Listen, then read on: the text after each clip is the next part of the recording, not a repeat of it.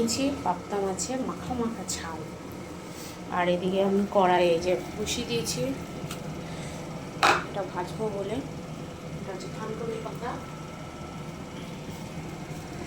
একার হাতে ক্যামেরা ধরে কাজ করাটা, তেল দিয়ে দিলাম। দিয়ে আমি এবার এটাকে, আগের ভিডিওটা আমাকে দেখে নেবে, আমি বলে দিয়েছি এটা কিভাবে মাখিয়েছি, তাও বলে দিলাম। এটা আমি বেসন, কালো জিরে, নুন দিয়ে ভালো করে থানকুনি পাতাটা ভালো করে ধুয়ে নিয়ে এটাকে আমি মাখিয়ে নিয়েছি। দিয়ে আমি এটাকে ভালো করে মচমচে করে ভেজে নেব। এবার তেলটা হয়ে গেছে, দিয়ে দিলাম। ছোটো ছোটো করেও দিতে পারো, আর বড় বড় করেও দিতে পারো, কোনো অসুবিধা নেই। গরম ভাতে খেতে হবে এটা, তাহলেই এর স্বাদটা পাওয়া যাবে।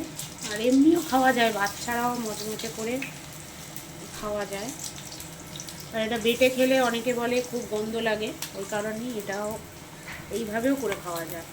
এই আমার 4টে হলো, অল্প করেই করেছি। যে এটা প্রায় হয়ে গেল।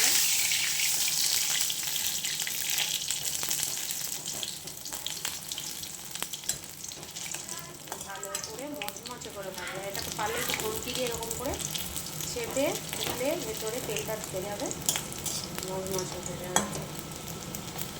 একটু বাসন ধুতে গেলাম, একটু শুয়ে গেল করবো। আর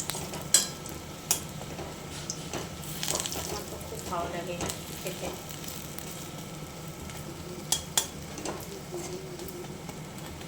এইভাবে ভেজে নেব।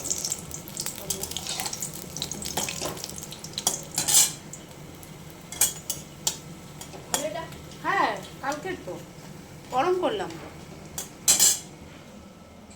তরকারিটাও ভালো, ওটাও এটা আজকের হলো, এটা কাল রাতে ছিল।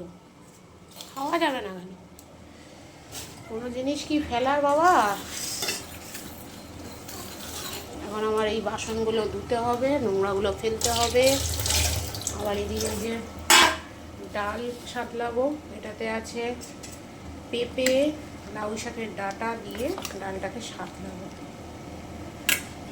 এই যে আমি ডালটা বসিয়েও দিলাম সাঁতলাতে।